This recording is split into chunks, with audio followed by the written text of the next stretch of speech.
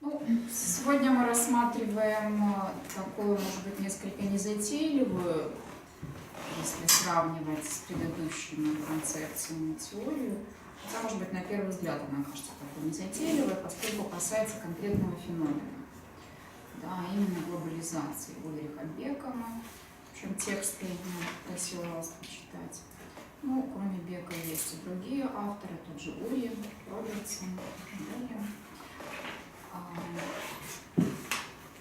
Ну, я не знаю, мы, наверное, уже давно живем в эпоху глобализации, и это не новость. В общем, да, как-то качественно определять глобализацию, наверное, имеет смысл, сразу имея в виду как условно позитивные, или нейтральные, может быть, аспекты феномена атаки, какие-то издержки и, в общем, может быть, как-то проблемно сразу, да, можно начать обсуждение.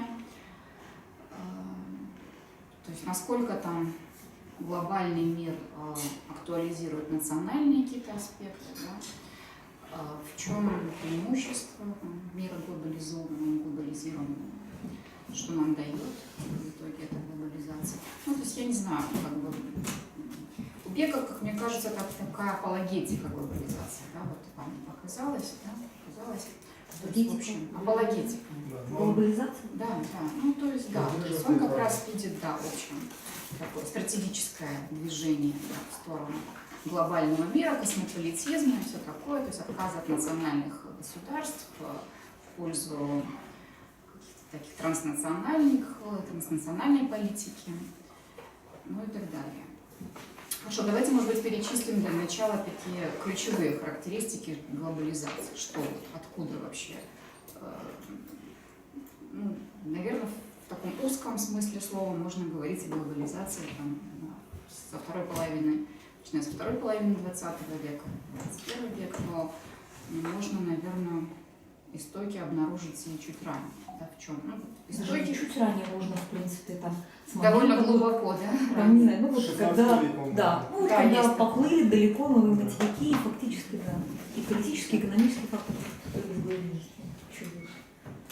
Ну, если в узком смысле слова, то это конец национальных государств. То есть они, в принципе, до сих пор не закончились все-таки, да? Ну, какой-то вот, по крайней мере, вот Бек видит, что все-таки заканчиваются они, да? По крайней мере, их власть довольно ограничена, да? Их влияние становится очевидным, это ограничение. Ну, то есть, если к предыдущим эпохам, там, ну, как процесс колонизации, там, да, рост там, империи, появление, формирование, то тут вот просто новый термин, ну, понятно, что смысл поменялся, но его можно в какой-то степени тоже использовать и для предыдущих эпох. Ну, я бы не использовала. Я бы не использовала.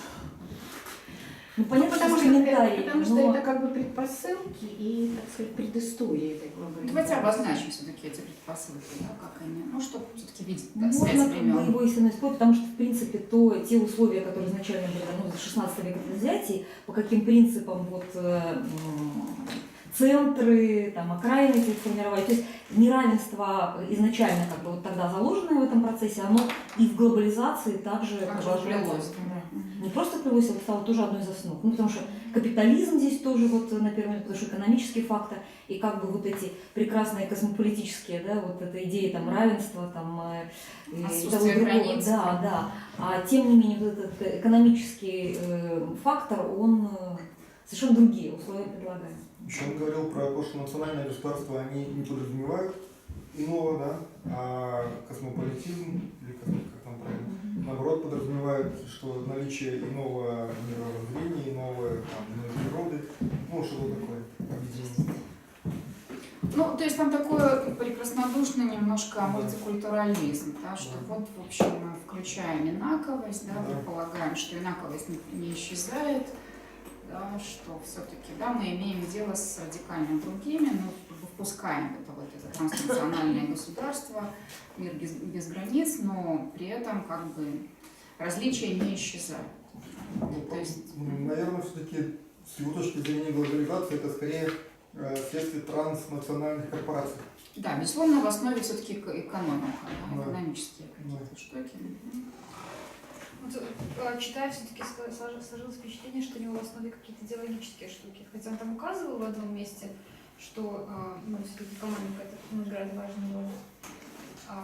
Но вот именно читая вот тексты, которые вы дали, они там действительно очень много там, такими идеологическими понятиями оперируют, как всеобщее там, человеческое благо, мы должны понимать, там, идеалы, то есть больше... Есть, да, у меня тоже есть подозрение, что он там отрабатывает номер какой-то, да.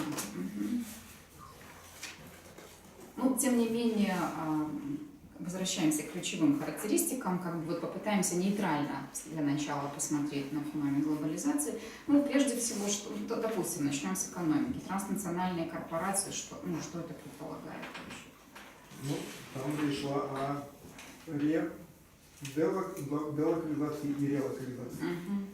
Что транснациональные корпорации все равно занимаются локальным Ну, сначала надо обозначить делокализацию. Да. Ну, то есть они размывают культуру, которая была, они лишают ее традиционных оснований, и потом восстанавливают ее уже на глобальном уровне. То есть про баварские колбаски там говорят. Ну и Макдональдс, наверное, самый яркий пример, да, что... Про колбаски, наверное.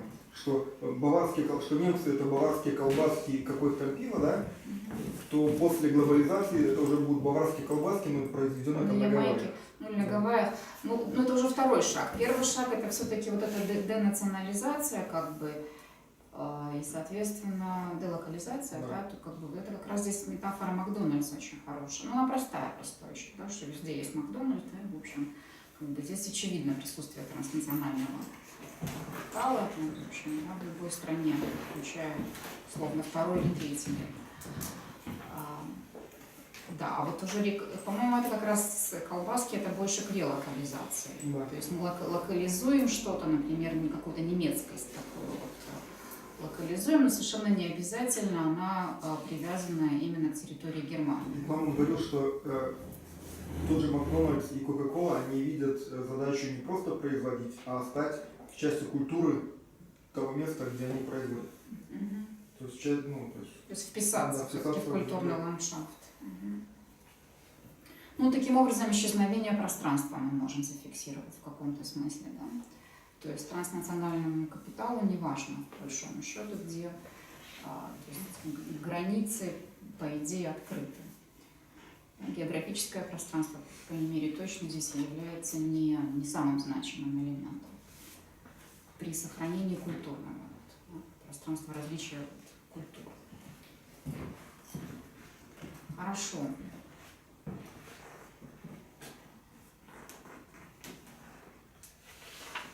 Ну, вот понятие глокализации вводит в рамках нашего предыдущего курса. Робертсон, по-моему, впервые говорил. Вот насколько оно вам, как вы его понимаете, во-первых, во-вторых, насколько качественно оно определяет современность.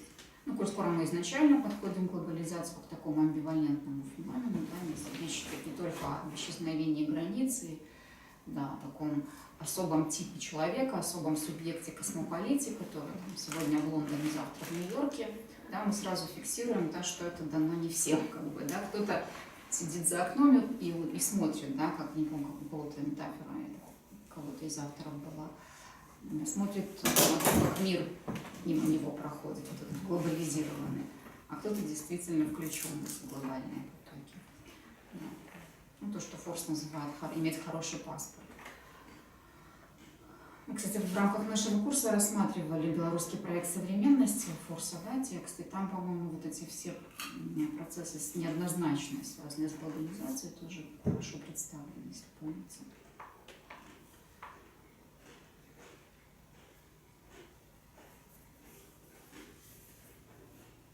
Хорошо.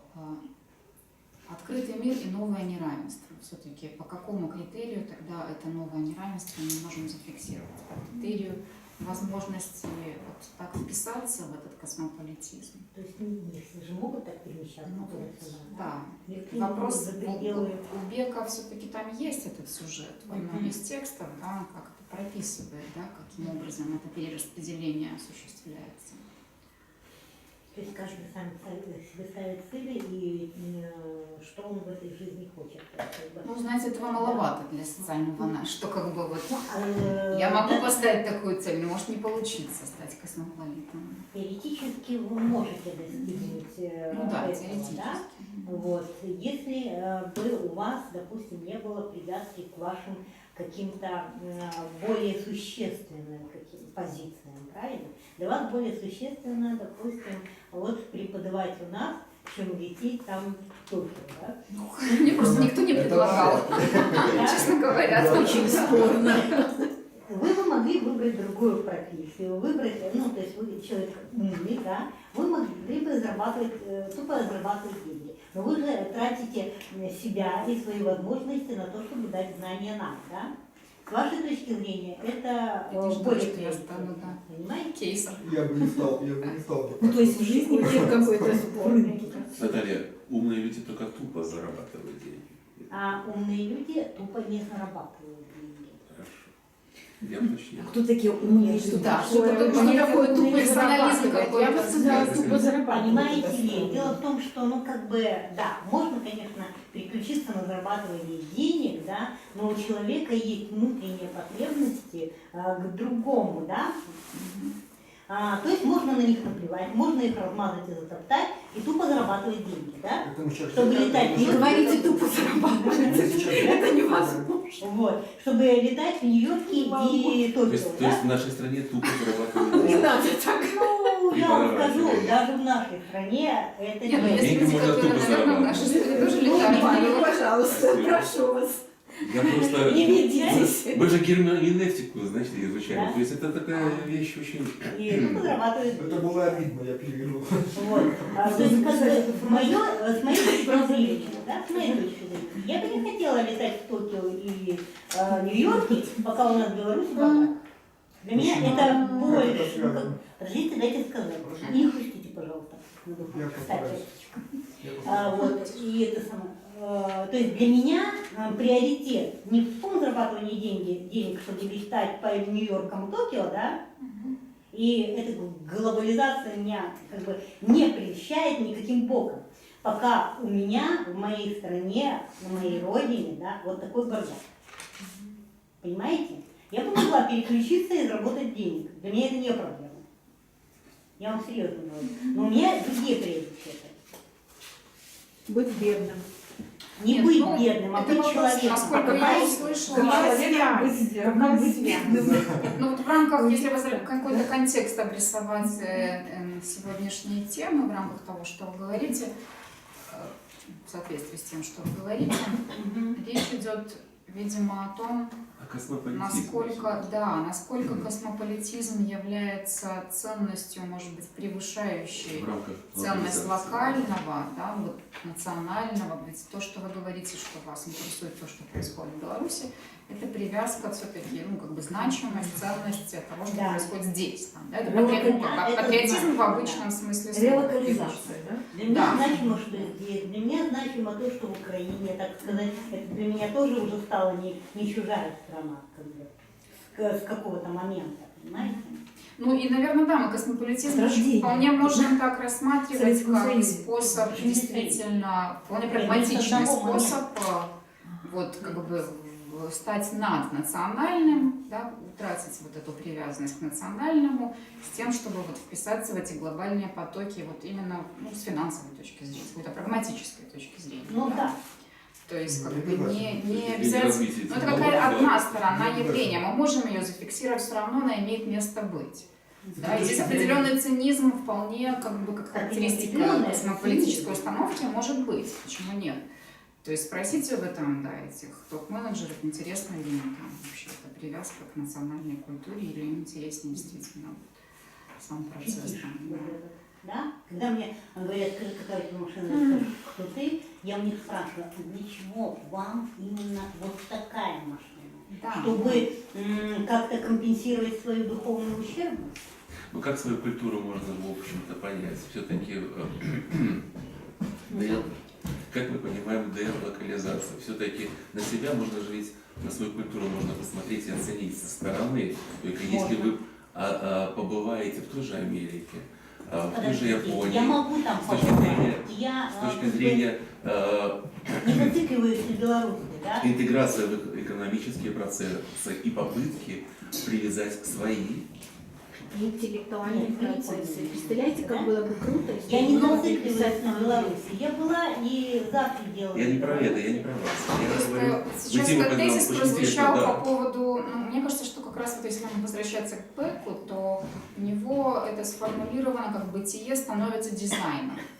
Да, то есть, Да, переход на... ну вот это вот трассирование, это или полеты из Токио в Нью-Йорк, там, не знаю, неважно откуда, и может быть из Это Минска. как разновидность. Париж, стиля. это как бы, да, это образ жизни такой вот, ну, да, дизайнерский, что ли, да. И мир воспринимается как единый товарный мир. Как Да, бы, да, то именно есть, так. как бы здесь логика потребления, в том числе потребления определенного образа жизни, стиля жизни, манифестация этого стиля жизни. Это все имеет Это место про быть. меня.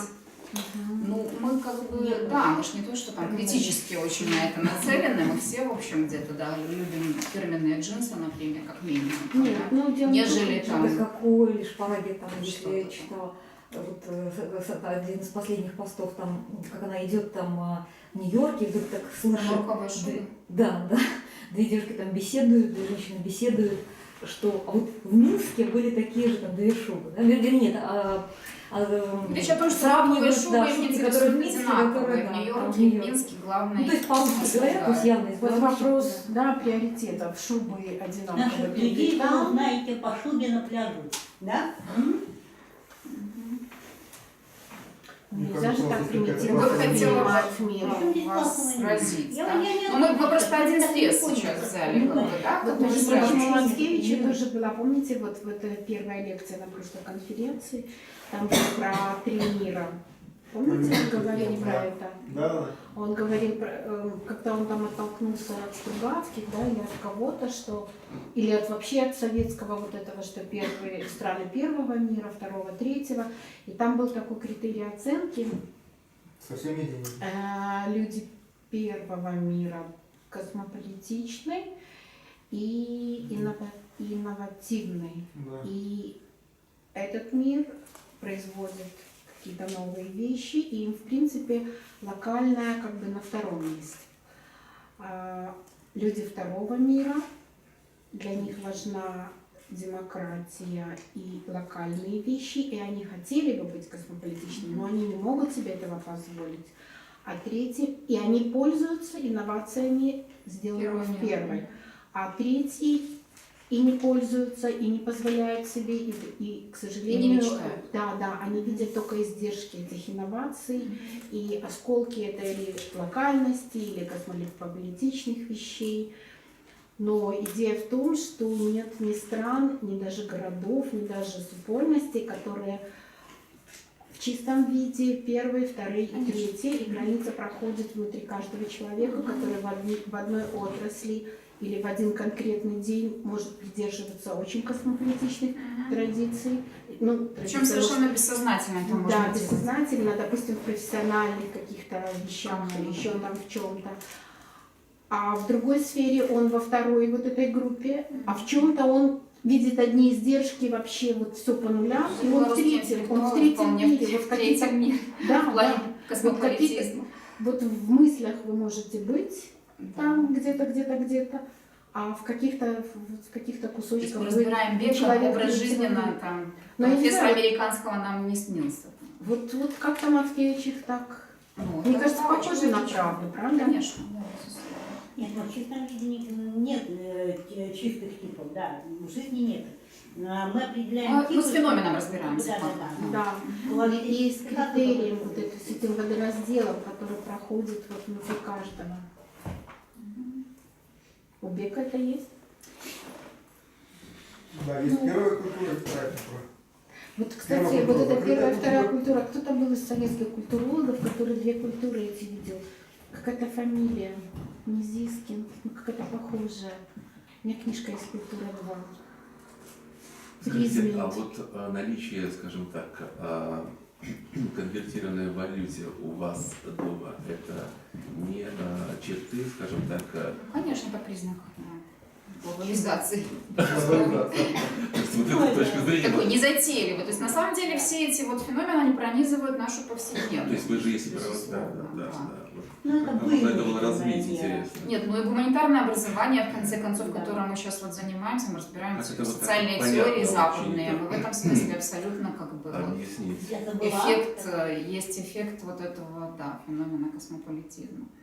Вот или кто-нибудь может глобализации. напомнит «Идеальный мир», автора забыла. Вот вам бы его почитать. Там как раз вот это вот фетиш потребления доведен до максимума, да, и там уже изначально искусственно создают зародыши людей, заранее определяя, какого уровня он будет.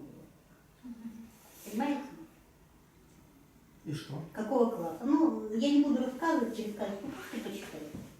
Так, ну чтобы у нас не плыла рамка. А это Да, очень да, левая прав. такая теория, нет? Что? Очень левые такие теории. Какие такие? Где-то. Ну вот когда все сводится к потреблению. Критика потребления, безусловно, это Левая. да, Левая или теория, левая конечно. идея, да. Ну вот что касается потребления, тогда давайте разберемся, что здесь как бы глобализация нам несет. Вот это все-таки, это вопрос, опять же, вопрос о соотношении унификации или все-таки чувствительности к различию. Какая там идея? Унификация.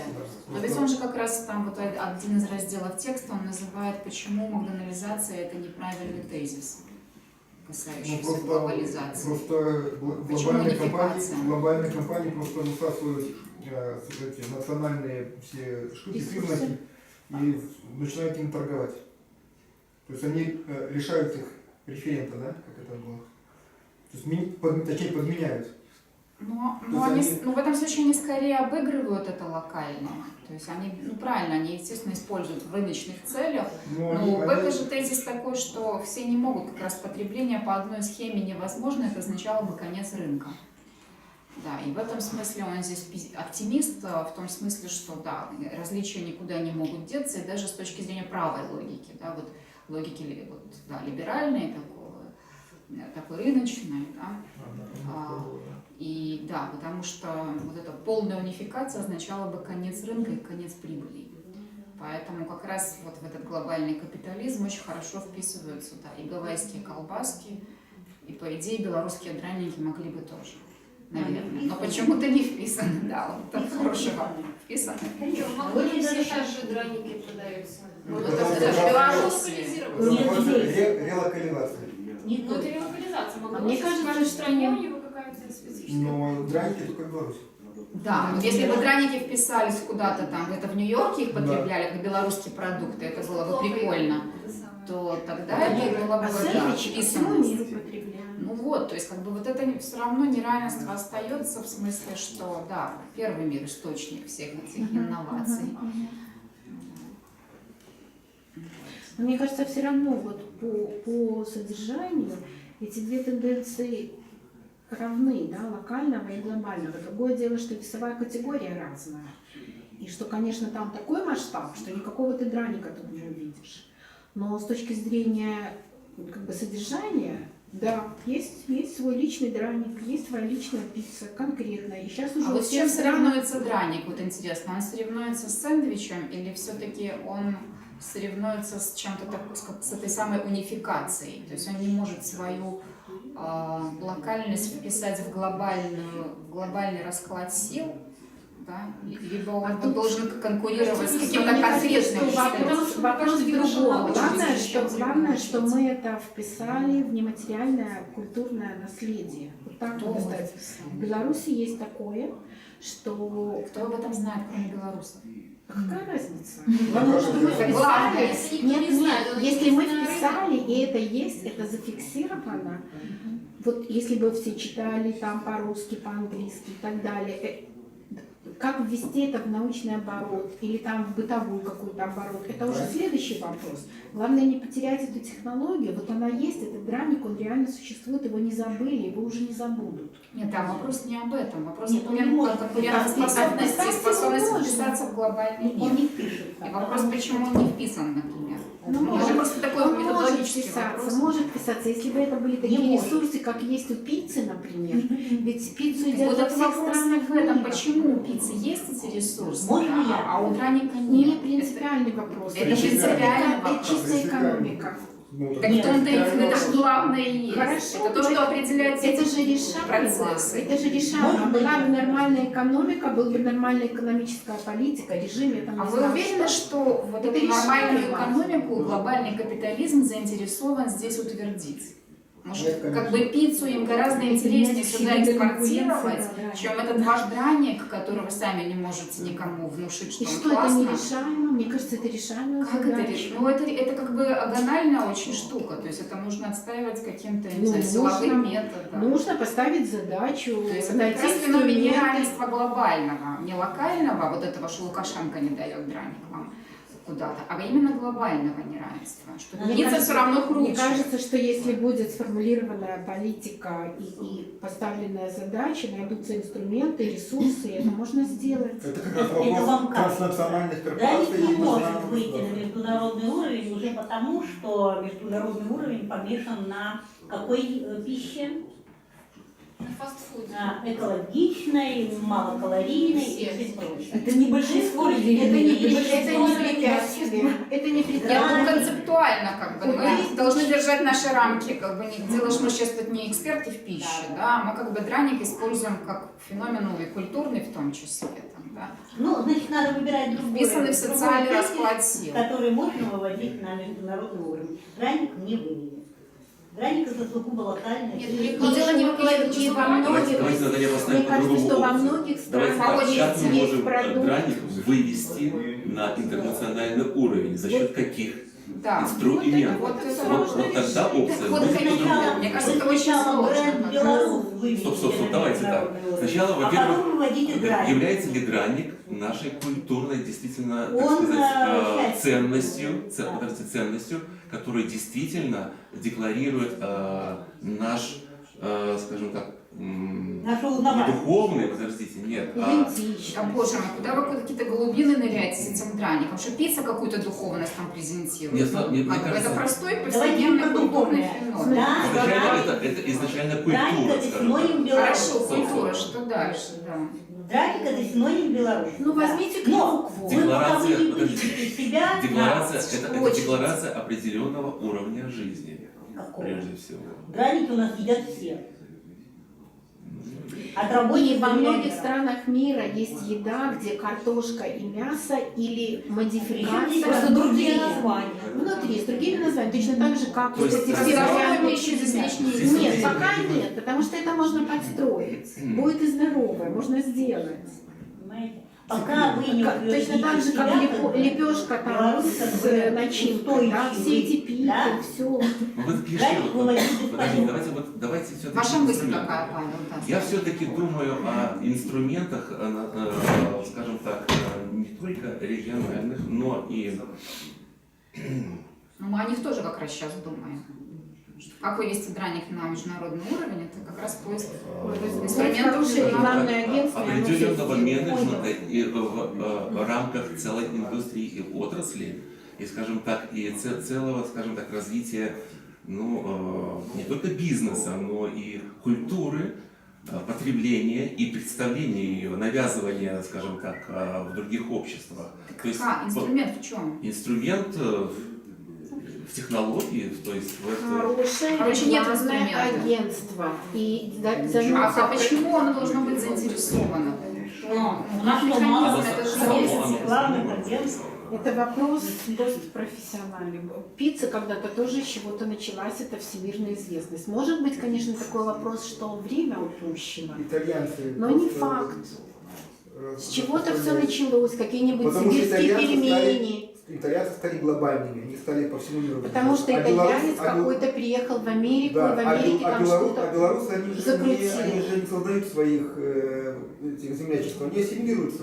Они У нас- растворяются в культуре. Я вам говорю, понимаете? задачи для хорошего агентства. Инстинкт Все можно самосохранения. сделать. Все можно сделать. Возможно. Но сейчас ситуация такая, что белорусы не пропагандируют свою У нас культуру, масса они хороших стесняются. рекламных Они агентств. живут- У Никто не Потому что нет заинтересован задач. рекламировать. Нет драйв. задач, нет заказчика. Нет, понимаете, Соответственно, ресурса. Потому что драйв Хорошо, это о никогда чем не говорит? будет. Это все-таки говорит, если так на чуть теоретический уровень все-таки выходить, о том, что мы живем скорее в мире локально. да. Как ни крути, да, как вот мы там, Беларусь Мы имеется в виду И Беларусь не вообще. ставит, Беларусь. не ставит глобальные задачи, правильно? на уровне, ну, по крайней мере, на уровне политическом каком-то таком вот, ну и экономическом А вот смотрите, тоже. какой-нибудь чемпионат мира по хоккею, значит, выходит на мировой уровень? Мгм. Выходит. И тут глобальность как-то вот То есть политика вполне все-таки увязана. в основе. То есть это же решение Задачи. административное, вполне Да, политическое. должна ставиться задача. Если мы говорим все-таки о космополитизме, то фактически это тоже своего рода культура для нашего общества. То есть действительно, или мы изолированно, скажем так, себя позиционируем, то есть, пожалуйста, то есть мы вам представим, только приезжайте к нам, и вот такой закрытый образ, так сказать, презентации. Или все-таки мы интегрируемся в процессы, которые проходят во всех обществах, и, скажем так, с этой интеграцией ну, показываем свою культурную идентичность, мы находим все свои лучшие, скажем так, какие-то стороны, не стороны, а Вещи. Хорошо, но мы живем все-таки в рамках нации и государства, я так понимаю. Вот если противопоставлять мир глобальный Нам даже еще И нация отождествляется, ну, все-таки космополитически, то у нас то, что называется методологический национализм, используется вообще в риторике, по крайней мере, вот, я думаю, что не только на уровне политики, какой-то такого истеблишмента, да, но и на уровне ну, таком околоинтеллектуальном, наверное, тоже. Да, все-таки мы как бы выращиваем нацию скорее. Крим, мы пытаемся это делать. Или сохраняем границы, как бы, да. Ну, на экономическом уровне, наверное, точно. Там мы не впускаем старательно. Он, конечно, сюда все равно просачивается, да, но мы старательно. Причем с этническим аспектом. Этнический Да. вот этот аспект тут ключевую роль пытаются использовать, когда вот в этой вот теме. Этнически, там совсем не этнически. Там не этнически, там Ну, под прагматика. белорусами когда? Ну, то есть все равно, ну, понятно, что белорусы Имеете в среди виду этих- локально или в чем этнически? Нет, К нам ну, приходит по крайней мере, в не риторике. этнический бизнес. К нам приходит бизнес с определенным мировоззрением. Государство наше пытается строить государственную Там, где нацию. взятки считаются нормальной практикой. Вот к нам идут вот такие бизнесы. Какая у него нация, это уже третий вопрос. Вопрос в том, какая у него в голове. Хорошо, давайте по понятиям. Да, таким образом Методологический работает. национализм. Что это такое? Какой? Методологический национализм. Что под этим понятием подразумевается? На самом деле это все очень просто. И его опровержение это уже дальше вверх показывает, что как бы он уже не работает и все усложняется с точки зрения этих глобальных Вот процессов. что не работает, я помню. Что не работает, это что Консервирует транснациональные... повседневность. Что Ну транснациональные... это просто. На самом деле, ну, мы рассуждаем о социальном процессе, об обществе как таковом. Общество это то, что находится в рамках национальных границ. Территориальная привязка и привязка к государственности. То есть Беларусь это то, что ограничено границами, вот, географическими, политическими. И чем? И методологически мы дальше не смотрим. Да, то есть общество это то, что в рамках нации и государства. И государство, да, вот это этатизм, да. Государство именно национальное государство. Правительство, парламент, там, президент, это вот все это как бы предел наших вообще наших управленческих инстанций. То есть транснациональный капитал мы имели в виду, ну, то есть, или он нас имел в виду, соответственно, взаимно. Вот, то есть Глеб показывает, что современный мир развивается не так, и что как раз-таки вот государству приходится поступаться где-то своими полномочиями в пользу вот этих транснациональных каких-то уже политических даже учреждений, не только экономических. Ну вот какие здесь вы видите, какую закономерность, как это там, есть понятие нулевой прирост, там, да, что-то такое. Мне кажется, здесь Глеб врет про транснациональные государства. Логика игры с нулевым результатом, что это, вот, как это может нас прояснить, что происходит. Мне кажется, что мы с одной стороны опоздали, а с другой стороны это надо как-то проработать. Но я не про нас, как бы в данном случае, а вообще про вот, ну, Сейчас вы должны схватить, что происходит в мире, да, или происходило, тут уже текст Вот такой поэтому свежий. он пишет, что все происходит не так, как бы вот нет либералогического национализма. Да, ну так Потому как- что это нужно уже это вопрос о перешагнуть том, и как что-то соотносится дальше. национальное правительство, там, абстрактно говоря, и вот это транснациональное. Ну, могли бы взаимодействовать. Разве есть транснациональное? Нет, они уже они вынуждены Да, уже да, взаимодействовать. Теоретически, да. Потому Теоретически что такого нет Да транснационального. мы не про нас говорим, а вообще. Транснациональное. Но есть Совет Европы, в конце концов, с которым надо согласовывать определенные решения, Да, принятые каждый каждой людей, страной. Или вот это О. вот фиктивная, да, эта вот система союза там Белоруссии и России. Да? Вот понятно, что это фиктивные институты, но они действуют, работают. Это же соглашение они принимают. Ну, дело Значит, они не вот это не пример. Ну, в Европе все-таки, наверное, Нет, ну приходится как? В какой-то считаться степени тут это экономические с факторы. объединением Границы европейским. не было, но сейчас пытаются там вот эти вот границы экономические там сделать, но... Ну, давайте на уже устоявшемся таком образовании на Европейском Союзе это Ну, просветим. можно. Ну, просто без И Беларуси, что, Россия и что на Европейском Союзе, как это Ну вот что выглядит? такое нулевой прирост? Игра с нулевым результатом, я хочу убедиться. То есть речь идет здесь уже о политическом таком торге своеобразном. Да? Но на самом деле это тоже все довольно просто. То есть мы отдаем часть полномочий вот этим, да, транснациональным каким-то управленческим системам. Ну, тому же Совету Европы. Там, я там не вникаю, какие у них очень Да. бюрократические системы, процедуры, они же есть, в общем-то, да, не так просто, в общем, одной отдельно взятой стране каким-то глобальным решением выступить. И с одной стороны, это все усложняет. Конечно, безусловно. Но с другой стороны... Плюс властью делиться никогда не хочет. Да.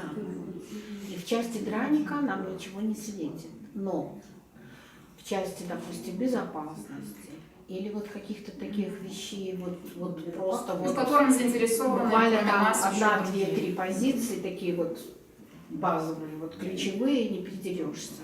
Вот там имеет смысл, наверное. Что имеет смысл? Имеет смысл вот этот компромисс, Делиться. это сотрудничество, Полномочиями. делиться, да, передача каких-то полномочий, коллегиальные эти все решения. Другое дело, что это обрастает таким бюрократическим механизмом. Да?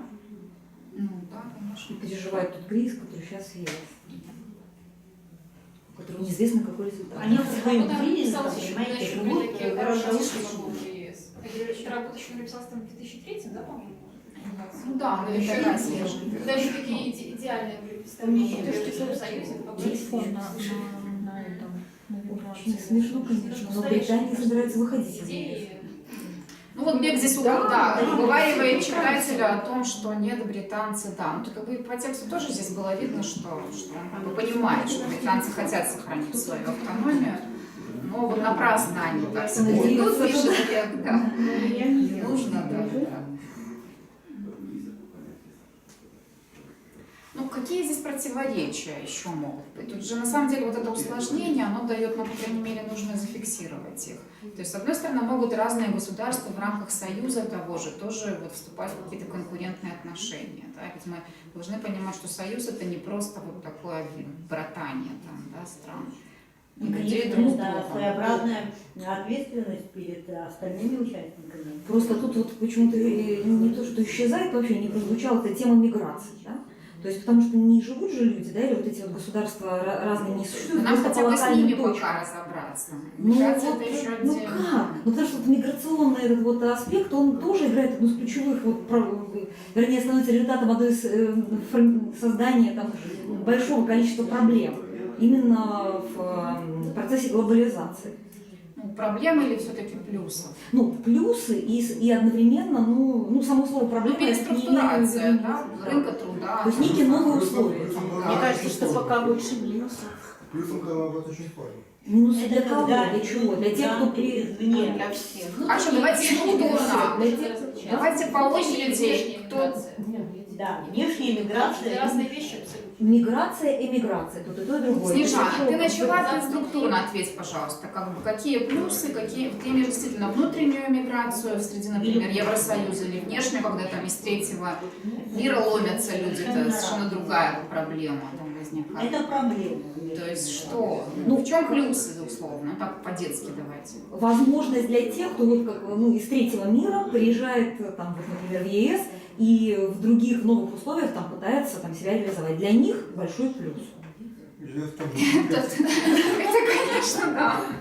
Громкий тезис. Если бы я была из, вот, ну, как бы, из... Если бы ты из доплыла какой-то, до если бы я Италии, доплыла, я бы была выжила счастлива, бы. как бы, да, вот в этой Пожила стране, бы в где лагере там. совсем другие, вот после полгода, лагеря, да. да, Может быть, учиться, выжила бы, а может и расти, нет. двигаться дальше. Нет, ну Те, если которые человек приезжают из в страны, Киев, где они там бомбят, кусочками и он китайскими спас свою языками. жизнь. Это Ну, а при условии себе говорить, государства конечно. принять этих самых мигрантов? Но с точки зрения возможностей, По-разному. Ну, по крайней мере, их воспринимают как проблему, с которой нужно что-то Это делать. внешне. Да? Их надо как-то интегрировать. Там, да? Приходящее во внутреннее. То есть в чем конфликт вот внутри? Ну, я Ну не вот могу- опять же, Да, не могу сказать, мигрантов это частная пока проблема. На теоретическом уровне в чем, почему нет такой вот благостного представления, у нас не может быть о соотношении национального и транснационального. В чем болевые точки могут быть? Ну или в чем плюсы, но тоже концептуальные. Плюс безопасность. Или это просто... дает Нет, я- сказать, да. Да, плюс, первый плюс это безопасность. Все-таки союз дает безопасность. Когда за маленькой страной стоит целый союз, это уже значимо. И тут То есть в можно, каком-то смысле передача полномочий это хорошо. но с этой точки зрения можно как бы оставить свой драник у себя дома, в общем-то, и наслаждаться им локально. Тут я не вижу никаких проблем. Если мне создадут безопасный мир в моем в пространстве нашей страны, да, и помогут его охранять. Да. И остальное, тем более, мы же знаем, что Евросоюз это как бы экономический в первую очередь союз, правильно?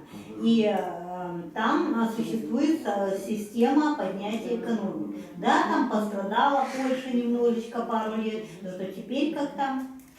Вот. То же Польша, самое. по-моему, отстояла какие-то экономические Конечно, самостоятельность. да. Польша отстояла некоторые моменты, тем не менее, даже когда они там особо страдали, они не страдали так как мы процветали. Вот.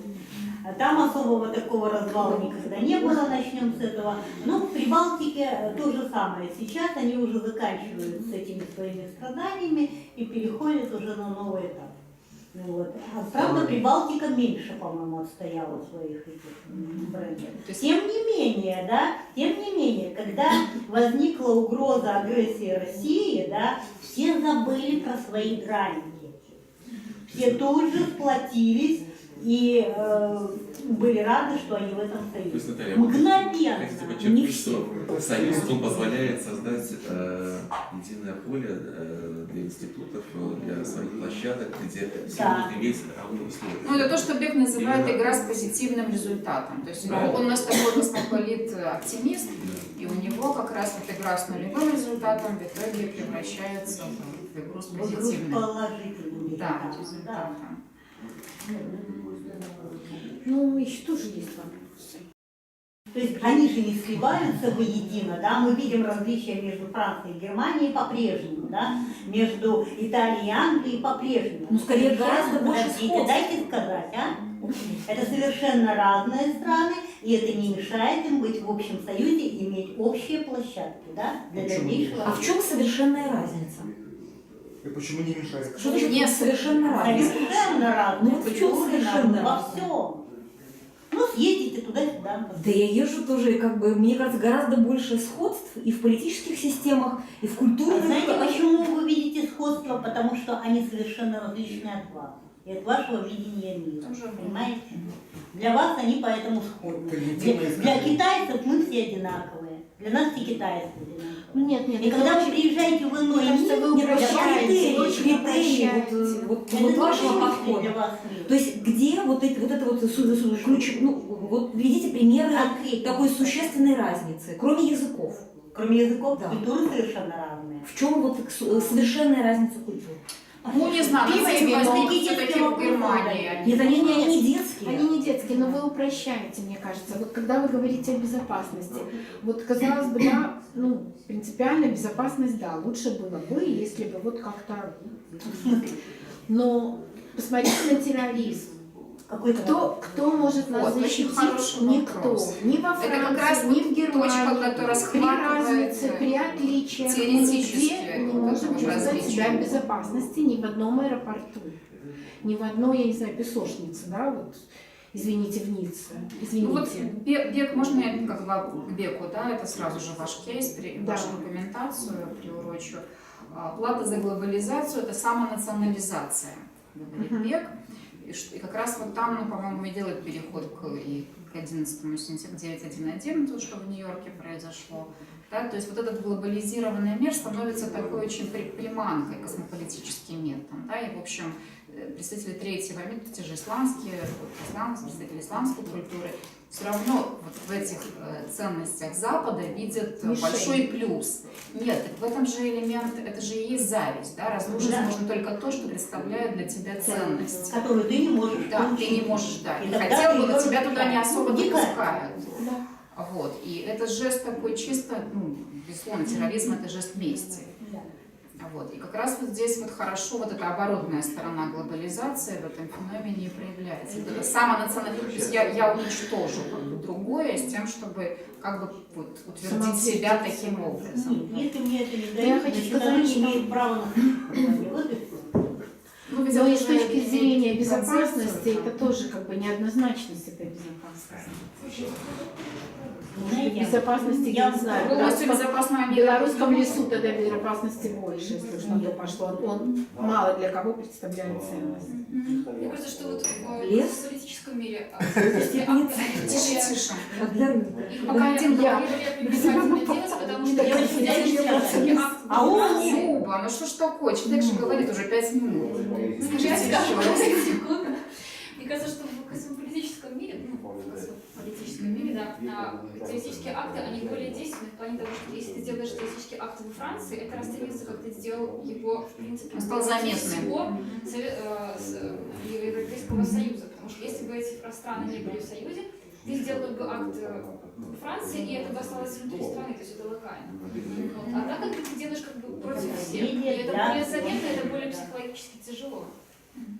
Ну, не то, что тяжело, но они действительно показывают, что вся страна и весь Союз, Евросоюз Весь скорбит Союз, да, не о страна, погибших, да, и весь Союз становится на разборке того, что произошло, и ищет виновного, правильно? Подключая остальные Ну, мировые потому что если бы системы. не было, допустим, Союза, акт был бы во Франции, Да. итальянцы бы сидели и говорили: о, бедняги, бедняги. А так они боятся, потому что они знают, что это единое, и как бы это касается и их. Завтра может прийти как бы к ним, потому что психологически так.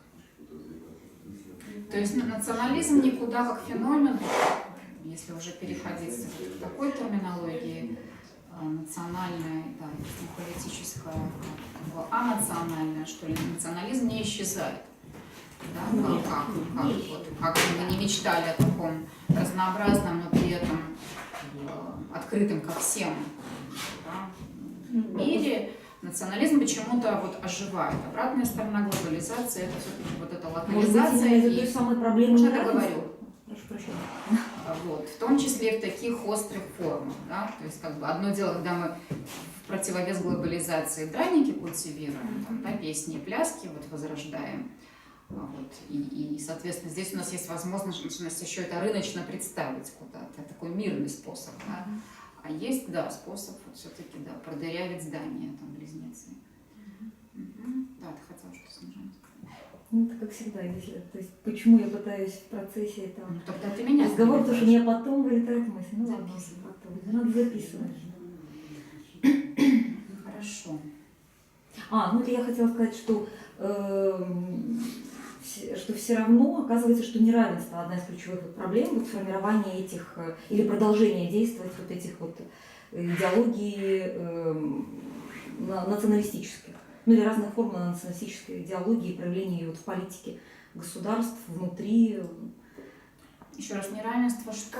Неравенство вообще в мире, ну вот, Как людей, причина. как одна из, да, экономическая причина, и как следствие ее вот эта вот неудача вот тех да, планов, целей, которые ставили эти глобалисты, космополиты. А в чем неудача? Ну, мне кажется, что все-таки есть истоки, что сам космополитизм надо рассматривать не как прекраснодушное желание побрататься со всеми людьми, а изначально, может, об этом и говорили, что он экономическую природу имеет, да, транснациональные корпорации, то есть это чисто экономическая прагматика. А все остальное уже подтягивается. Хотя, наверное, найдутся да, идеологи космополитизма, которые будут говорить, как хорошо, как бы другую выстраивать логику. Мне все-таки видится, что все-таки так исторически разворачивается. Ну или прагматика всегда вписывается очень быстро в какие-то идеи, там, в открытие новых континентов, если уже там к 16 веку обращаться опять. То есть, Опять же, для чего? Чтобы торговать, да? Открывать новые рынки. Так и тут, как бы. единственное, я просто благодаря глобализации мы стали Бульбяндией.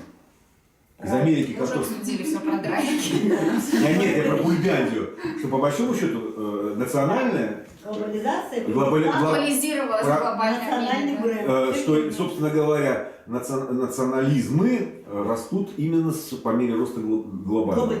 Глобализация, правильно. Кстати, хорошая идея, да.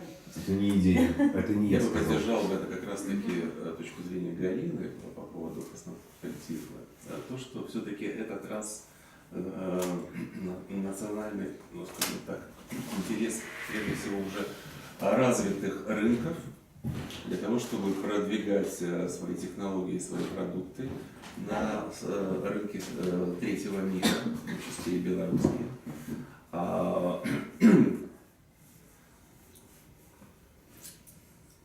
А конец тому как-то есть? И подоплека к этому, конечно, экономическая в том числе. Поскольку в той же Испании каким-то образом очень много русских и украинских магазинов, но кроме вот своих, скажем, соотечественников, эти магазины мало кто, так сказать, посещает. И та же селедка стоит в этих консервированных бочках, да, и те же драники, в общем-то, и кроме как бы своих вот Своего круга. да, круга национального, как бы никто этим не интересуется и не потребляет. Здесь больше всего экономическая составляющая. Все слабые игроки, которые изначально Абсолютно. были слабее, и как бы в этом новом прекрасном космополитическом мире они тоже остаются слабее. Вот этот глобализм, он как Капитализм вирус как круг. заинтересованных игроков Да, на иерархия, рынке, да. очень серьезно. Я бы не сказала, Мне кажется, это что... больше похоже на теорию заговора какую-то. Почему? Ну, потому что есть какие-то игроки, Это логика которые не капитализма. заинтересованы, есть которые слабые, которые... Развивайтесь, То есть они развивайтесь. Да. Вторичные. Нет, ну как бы на уровне идеологии это же всегда было провозглашение того, что возможности, по идее, есть всем. Но не Конечно. всем у всех там, да, но То не есть- все могут им воспользоваться, и тут уже, да, Ну, левая зависит критика от того, что вступает. кто не дает. Это совершенно другие причины. Ну почему? Да, зависит- Ну, то, возможности все что равно не не хотим. равные изначально. Пожалуйста. Ну, например, очень интересно, И союз... экономика очень четко, например, привязана, развитие уровня экономики, очень четко привязано на основное религиозное течение той или иной страны. Католические или В протестантские, современном мире Ну, уже, это наверное, способ меньше. найти свой... меньше, но очень, как это называется, ну, проводили социологические исследования, я читал замечательный материал, я не помню, какой-то два международных института Это проплатили. швейцарские штуки. А? Это швейцарские штуки про Да, Ну, эта тема наверное, звучала. Но протестанты, я говорю, да. проведено социологические исследования, и оно доказывает языком цифр, экономических цифр. Они не доказывают, они Не, мы просто живем в показывают. секулярном обществе, я не знаю, откуда такая у вас убежденность. в том, что- Ой, Ну, есть же интернет уже такое такой дело, прям прочитал, забыл. замечательный. Я могу поискать. Мгм. Кстати, недавно даже русский телеведущий, старик, который в Америке вел, как его, Поздно. Познер, Тоже, кстати, недавно буквально ссылался на эти же исследования, когда он говорил, напрямки зависит даже не столько от культуры, сколько Так, а что от зависит? И как значит, конфессия, которая принадлежит та или иначе государству. То есть конфессия определяет уровень жизни. Даже вот просто культура. Нет, ну это перебор, конечно. Да, как-то да. Да. Я констатирую факт. Хорошо, вот к религиозности хорошо, что вы подвели. Там хороший пример. Вебек в одном из этих текстов, что я вам высылала, задается вопросом, кто возьмет ответственность за новый Холокост. Да? То есть он так жестко его ставит. И в этом смысле он как раз сторонник глобализации, космополитизма и такого транснационального правительства. И как раз приводит в пример, как бы исторические аналогии проводит и приводит в пример, как закончились религиозные войны. А закончились они, грубо говоря, с отделением церкви от государства. Да? То есть все, религиозный критерий войны, да, он ушел. Собственно, а вот как раз Вторая мировая война, то, откуда Холокост и вопрос о Холокосте, связано как раз с нацией государства, да, с этим нацизмом по определению, да, национальный аспект в основе. Да, так вот здесь как раз, вот, будучи апологетом космополитизма и глобализации, Бек вот в очередной раз нам показывает, что отказ от тотальной власти политической, государственной, какой-то тиской, государства ограниченного территорией и национальным государством, в общем, здесь скорее в плюс, да, вот в пользу транснационального государства. Ну, конечно. Фраза, Да-да, вот сейчас. Прилагательное национальное акцентирует внимание на самоопределении, но на это следует космополитичный вопрос, против кого ориентировано это самоопределение. А почему против кого? Почему оно не может просто быть самоопределением? Ну это старый тезис, мы это всегда против. Самоидентификация это уже попытка противопоставить себя кому-то. Неправда. Я опять же говорю, это парадокс. С точки зрения логики даже, Чтобы логика осознать различия. себя, тебе нужно определить чужого. Неправда, это вы Лумана не читали. Анастасия, это Действительно. внимательно Давайте как-то по-другому тогда. Можно я? Я Ну, не обязательно это агрессия, это не обязательно агрессия. прямо помув. Как раз таки Первая мировая война началась потому что образовались две противоборствующие страны. И это было не два государства между собой. Первая или это вторая? Первая, Вторую. про первую. Это как раз таки Холокост вот... был второй. Нет, ну, мы начинаем с первого. Скажи, человек. Так вот, вот эти тройственные союзы, так называемые, Антанты и какой еще следует? Значит, напали на одну страну, а вынуждены были объявить войну, остальные все втянули. То есть вот так ее втянули. То есть вот это как раз таки Беку противоречит его теории. Вот то, что было в истории. В смысле, что транснациональные объединения тоже могут выступать против других Они транснациональных абсолютно втягиваются объединений. автоматически, так сказать, в Это, конфликт. конечно, там в экономике объединялись, они объединялись Ну, это военные были. именно союзы, военные, да. Вот. Поэтому как бы, а сейчас, ну, как экономические союзы. Экономические союзы не Но они заинтересованы. не настолько сильны. Кто такой сказал? Речь идет о предотвращении национальных войн, говорит Бек. Да. Все-таки, да, это к вопросу, мы уже к Белковскому возвращаемся, что такое война, да? И особенно в современном мире, что такое война. То есть, как бы, да, есть предположение, что никуда война, по крайней мере, нет, вот ощущение, что она исчезает, просто, да, другие формы приобретает. Ну, она, кстати, и религиозная война сейчас вполне конкретно ведутся. ИГИЛ – это религиозная война. Ну вот мы немножко по-другому посмотрели на ИГИЛ, как, да, и вот, ну, с точки зрения Жижика того же, если мы вспомним в рамках курса, вот мы его предыдущего затрагивали, что здесь же как раз, вот да, и вот эти исламистские все радикальные экстремистские организации, они же, вот, если так вот аналитически препарировать, да, что как бы здесь все-таки зависть к западным ценностям, да, разрушить западный мир, как тот, который мы хотели бы иметь. Мы хотели бы сохранить, может быть, свою там религию, там, себя, Но это наша этничность. Ну, Они предположение, видят безусловно, жижиковское в данном случае. И, да, а западный мир, как бы, нам нужен как поставщик, там, не знаю, джинсов, кока-колы. То есть, не желая меняться, они хотят иметь то, что имеют изменившись. Но опять же говорю, это Жижик. В действительности ни джинсы, ни кока-колы им не нужны. Они просто видят чужие Да нет, ценности. это имеется в виду западный, все равно западный мир в плане образа жизни победил. Ну, как ни крути, как бы он является наиболее комфортным и таким горизонтом, да, для всех остальных. Уровень жизни их интересует. Уровень жизни, да, то есть блага. чисто Вас погубила физические. европейская психология. Ну, уничтожит и благо тоже. Но дело в том, что шахиды это А не все европейцы. остальное это прикрытие. Ну, это одна из, да, безусловно, это европейская интерпретация. Но как мы можем иначе? Мы все равно из рамки Рефлексивно. своей культуры. Рефлексивно надо. Вот это и есть рефлексивное, Надо мы рефлексируем, что мы я говорим не с знаю, точки это зрения государство западной стремится к культуры. концу света. Оно не стремится к свету. У них совершенно другие вещи. Они с удовольствием обматывают себя динамитом и отправляются умирать, чтобы сразу туда, сколько там, Девственница. 100 девственниц, да, ему там положено каждое утро. Только сами отправляют. Это чисто религиозное. Представляют, Пусть даже так мы согласимся Не, с ну, наемники нашим там, конечно, есть, тезисом, но Даже наемники, первые вот вообще создатели ИГИЛа, там для них политический фактически вопрос, он был важнее, ну или как месть за потери тех вот мест, которые занимали в Ираке, да, вот после вот этой войны внутри там Ирака, после свержения там предыдущей власти, прихода иной, то есть вот из этой вот борьбы на основе этого формировался ИГИЛ. Мне кажется, вот в чем первоначально здесь я вопрос просто хочу задать?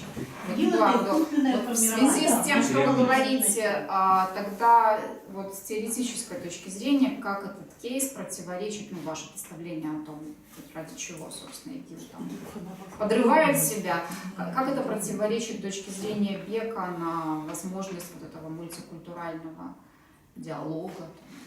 Вообще Ну, мультикультурального. сейчас над этим уже все умы социологов бьются. То, что творит, например, Трамп, разрушая договора транснациональные. Эдуард, вы прыгаете с вопроса. Это тоже вопрос. У меня вопрос был. Да. Хорошо, это тот же вопрос. Хорошо. Это не тот же. Над этим вопросом сейчас все бьются. Как этот кейс противоречит Беку? Наверное, не противоречит. Наверное, это естественные процессы. Дело в том, что почему... Противоречит как раз. Но я хочу сказать, что вы концептуально додумали мысль. Мысль буквально в смысле слова, ни одно движение куда-либо, глобализации, ему совершенно не противоречит, например, появление каких-либо границ и откатов назад.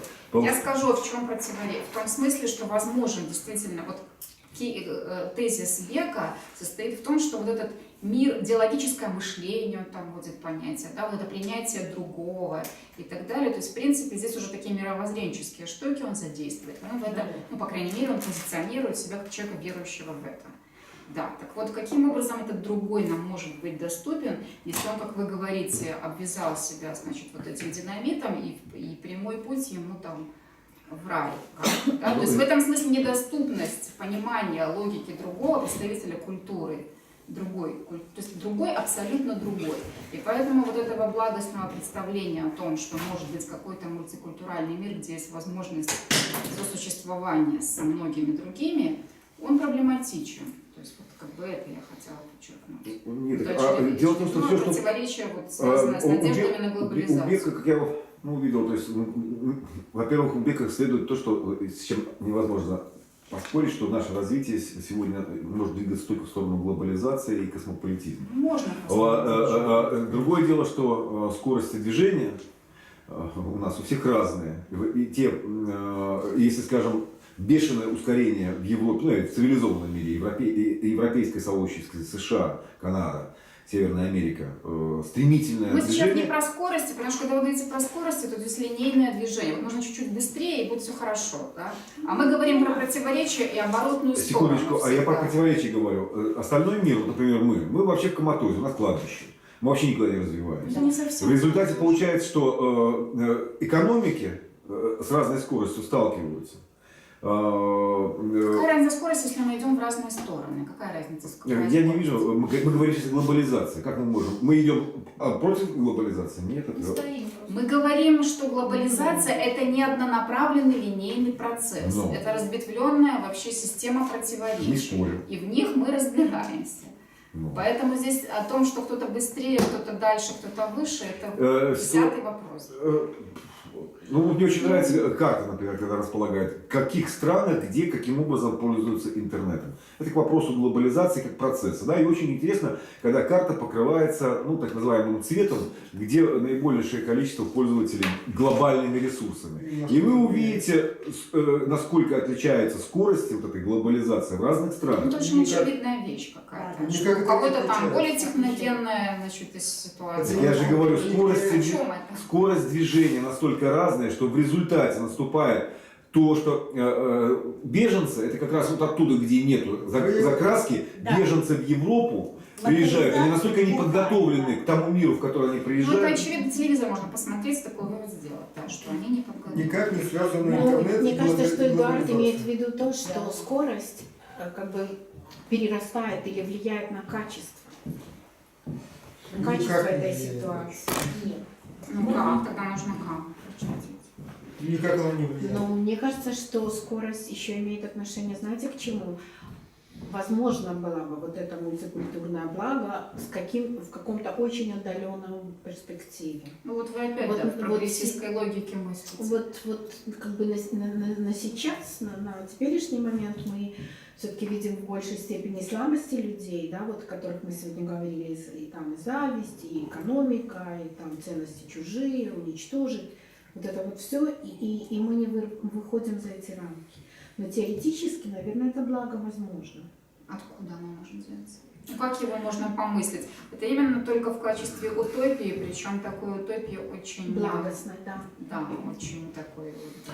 Можно его В том, помыслить что и в волки, стиле и Хабермаса. овцы, да, вот Нормативный горизонт. Предлагаю. Вот так вот я любовь воспринимаю. Или вот эта идентичность и развитие локального остается в чисто культурной какой-то сфере. Вот то, что говорили вы. То есть мы остаемся в идентичности, не противопоставляя себя космополитичным каким-то тенденциям. Мы вот охраняем, там, не знаю, борщ, еще что не идентичность. А воевать не воюем. Можно вопросик? Галина, подскажите, пожалуйста, а бег, ну, вот его это вот, космополитизм, он какое место занимает в современной социологии? То есть это... Я не знаю, как вам ответить. Ну, как бы есть определенные теоретические направления, идеи там либеральные и так далее, да?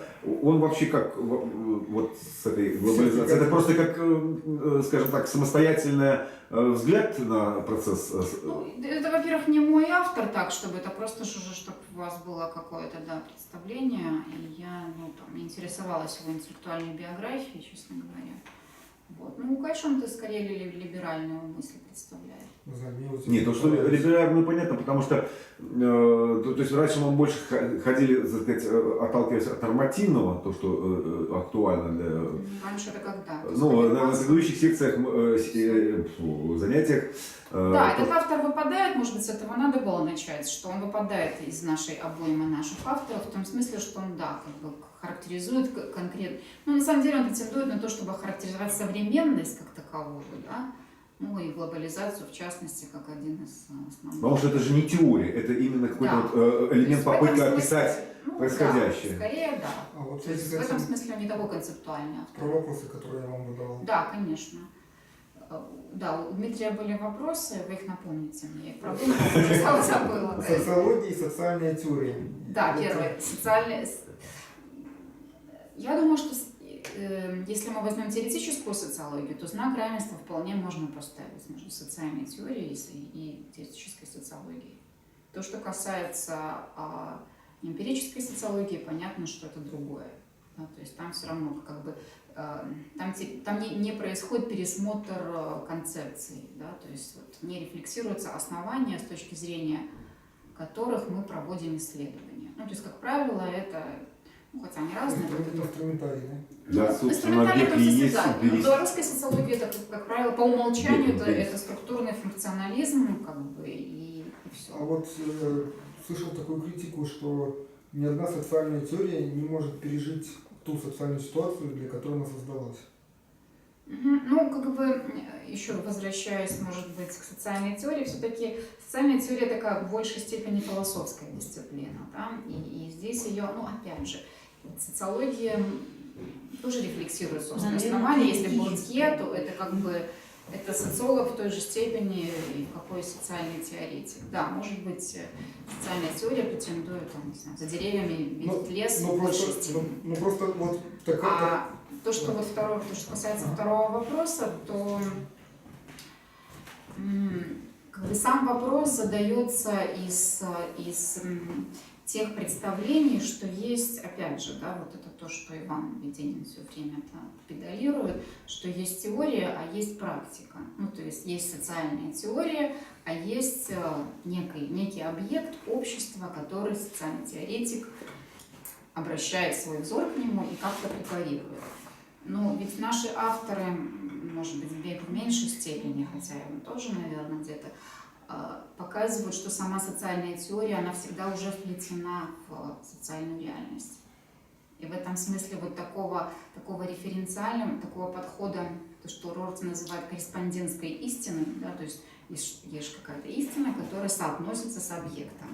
Ведь они как раз, современная социальная теория, пытается избежать такого методологического подхода. То есть они методологически так не рассматривают ни объект, собственно, ни себя.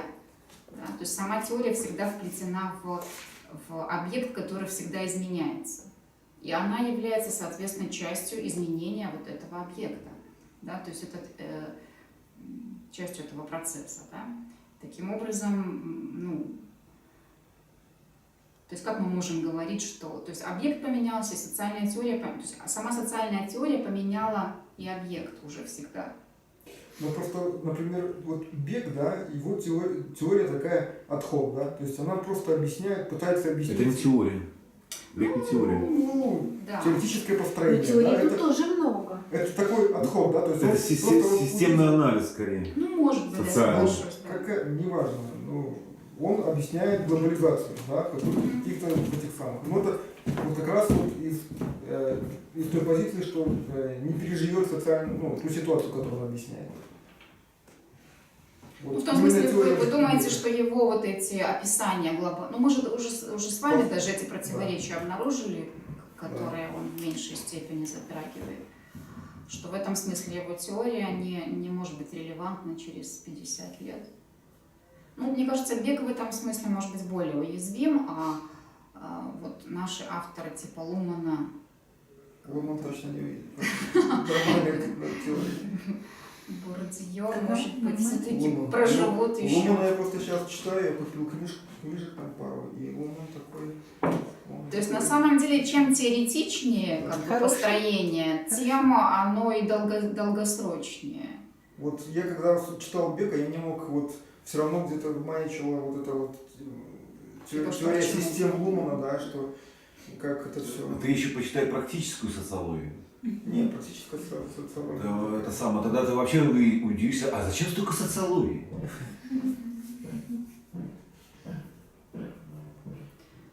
Да, и в каком-то смысле, понимаете, Конта тоже можно представить как актуального автора, потому что мы по умолчанию, не знаю, мы как бы по умолчанию выделяем общество в отдельный объект до сих пор, да, хотя там он скорее уже по большим пунктам уязвим для критики, да, но он свое слово сказал, и до сих пор мы по умолчанию выделяем социальную реальность как отдельно взятую реальность.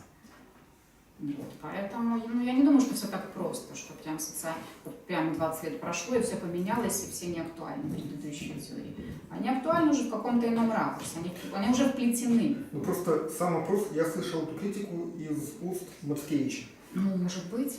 И просто что, меня что? Что переживает да, социальное общество. Да. Общество меняется быстрее, чем социальные теории, их объясняют. Всегда практика обгоняет теорию. Вот вы опять возвращаетесь к Про практику здесь неправильно. в смысле, вы можете так думать, но моя логика другая просто конечно. совсем. Вот это логика инструменталиста, да, что практика... А эта чья теория, я извиняюсь, никак не могу вспомнить, в каком контексте Галина вы давали, что социология творится сейчас, в сию минуту. Что это было? Вы же давали. Так все вот эти авторы, которых мы рассматривали, они примерно так мыслят.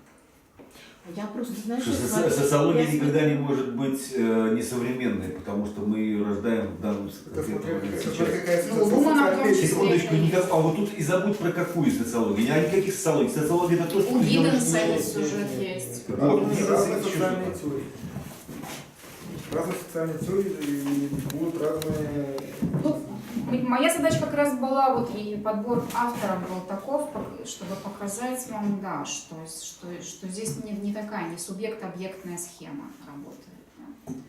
Что сам объект изучаемый, само изучение, оно вот, меняет сам объект. Поэтому.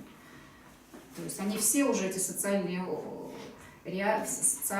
теоретики, вплетены в социальные реалии. Да, мы уже без них этот объект не выделяем в объект. Поэтому не актуально. Я тебе рекомендую сейчас смотреть Евроньюз, BBC. Там сейчас пошла такая волна в связи с происходящими в мире процессами. Буквально то, что мы сегодня постоянно проходим и читаем, сейчас там буквально вот риторика вся. Трамп, все это вызвало такую бурю. Выступают там именитые социологи, комментируют, пытаются вплести в происходящее. Дело в том, что мы немножечко вспять покатились. И сейчас социологи кричат, оправдываются вообще, что происходит, то есть почему мы... Как будто бы какой-то феномен, который случился, который перечеркивает вообще все наши представления. Все вот эти хабермасовые нормативные горизонты начинают исчезать. То есть не нужно, вот функционеры, не нравится функционеры от Евросоюза, вот в упор ничего не хотят видеть и долдачить про наши либеральные ценности, про наши свободы, про глобализацию. Вот эти слова все сейчас они речитативу, а с другой стороны Трамп. Порвать трансатлантическое экономическое сотрудничество. Ну, это оборотная сторона явления. Мы же все время оборотную сторону. Но вот это же неинтересно. Это же вот лумановское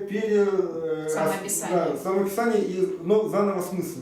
Все пытаются, сейчас пытаются... переописать Трампа, да. То есть Трамп все равно впишется в это описание. Да. Ну, сейчас просто новое значение. Немножко Лумана, конечно, что-то как-то перекрутил, конечно, ну ладно. Почему? Не, ну Луман не виноват в этом, честно. Нет. Теория не об этом, а не переписывание. Вот та теория, о которой вы говорите, которая не обгоняет практику, это какие-то такие концепты, которые разрабатываются, не знаю почему, сейчас не буду об этом говорить, но они действительно существуют, ну не то что независимо от практики, но в какой-то мере такие рамки на перспективу, что ли.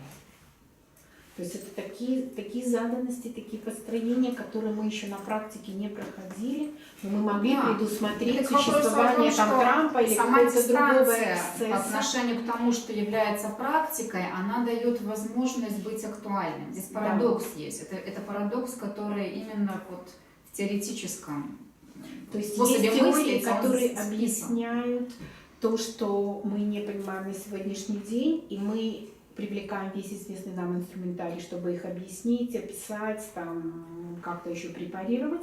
А есть теория, которая предполагает более общую рамку, концептуальную, да?